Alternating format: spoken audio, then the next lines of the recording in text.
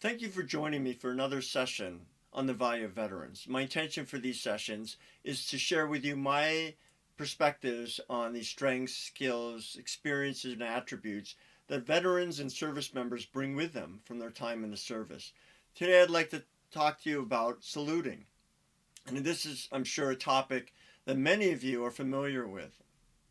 So, saluting occurs on a regular basis. It's fundamental and foundational to the structure and success of the military, and it often involves the rendering of a hand salute to a senior officer, and that senior officer then returns a salute.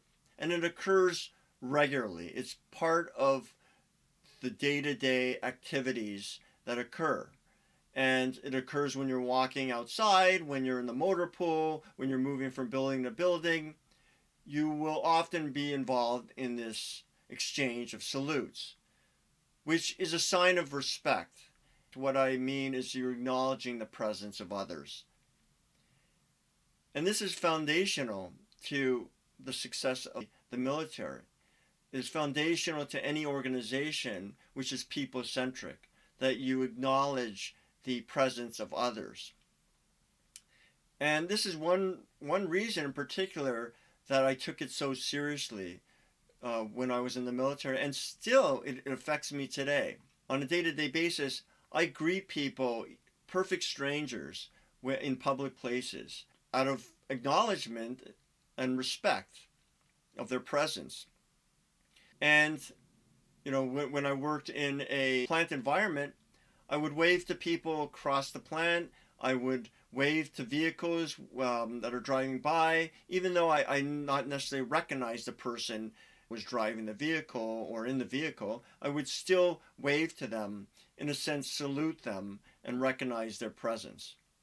I greet people in the hallway, even if I'm in conversation, with a nod, with a look, and it may seem distracting, but it's just a natural tendency that ties back to my time in the service, where when you come upon someone, you greet them with this salute. I was in the Army, but I'd often go to the Air Force Base, and when I pull up to the Air Force Base, the vehicle in front of me would be being checked by the airmen. I would drive up, I'd show my ID. I would not even be in my Army uniform. I'd be in my civilian clothes, and the person would check my ID, and he or she would step back and formally salute me, and I would salute back, and I would move on. And I always value these interactions, not looking forward to being saluted, but looking forward to being a participant in the exchange of respect. And I think many service members miss the service because of this underlying sense of respect of each other. And I think this is an attribute, this saluting purpose is an attribute that service members bring with them, which is of very much of a strength. And many organizations have the value of respect as one of their values. And I think the structure of saluting that service members are embedded with is so powerful in reinforcing this principle or value of respect. And so for both service members and veterans, as well as folks who are not in the service that work in the civilian world, private sector or public sector, that you think about how do you structurally reinforce this value of respect?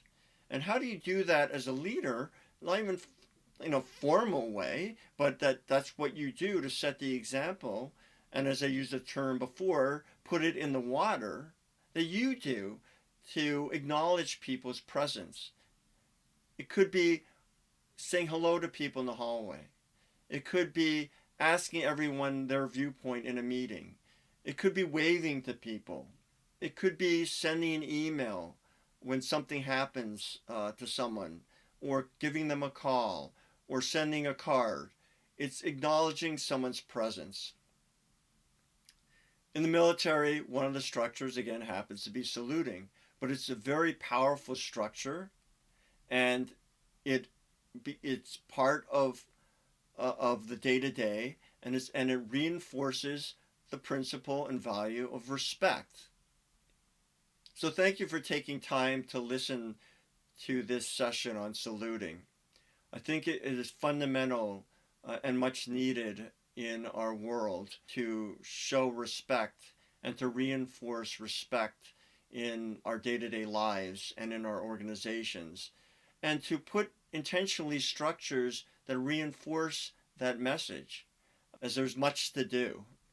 I wish you all well, and I look forward to continue our conversation on the value of veterans.